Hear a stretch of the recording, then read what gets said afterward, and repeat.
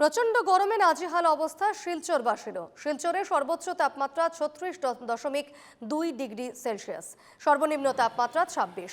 শুনশান রাস্তাঘাট, বিশেষ দরকার ছাড়া মানুষ বাড়ি থেকে বেরোচ্ছেন না। তীব্র দাবদাহের কারণে বন্ধ রাখা হয়েছে শিক্ষা প্রতিষ্ঠান।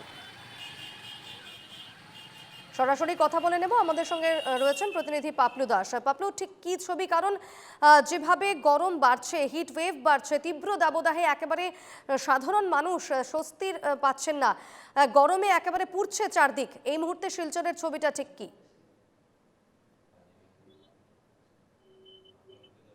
দেখো, আমি তোমাকে শহরের যে মেইন সড়ক, তার মধ্যে অন্যতম একটা সড়ক কিন্তু করিমগঞ্জ রোডের তারাপুর এলাকায় আছি। এবং এই এলাকাটা যেহেতু অত্যন্ত, এই যে সড়ক যেটি তুমি দেখতে পাচ্ছ, শিলচর স্টেশন সহ এটার সঙ্গে বহির্বঙ্গের যোগাযোগের অন্যতম রাস্তা।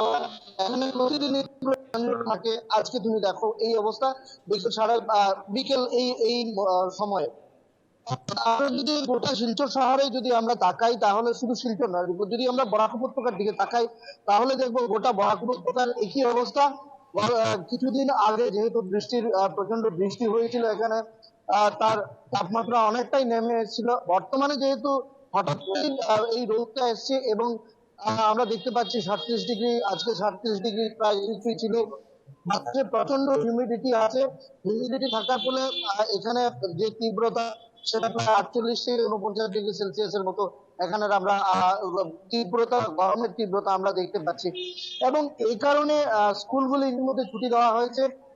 সরকারি যেসব স্কুলগুলি আছে তার সময়সীমা যেগুলো রয়েছে সেটা অনেকটাই এগিয়ে আনা হয়েছে, সকালের দিকে এগিয়ে আনা হয়েছে, যাতে কোনো ধরনের কোনো অঘটন না ঘটে।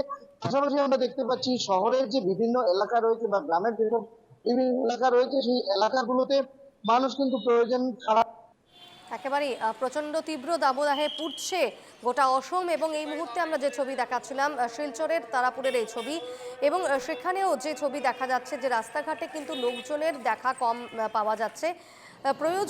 প্রয়োজন ছাড়া লোকজন বাড়ি থেকে বেরোচ্ছেন না, কারণ যে তীব্র দাবদাহ, বিকেল 3টে পর্যন্ত যেভাবে রোদ থাকছে বা যে গরম থাকছে, সেই গরমে একেবারে নাজেহাল সাধারণ মানুষ।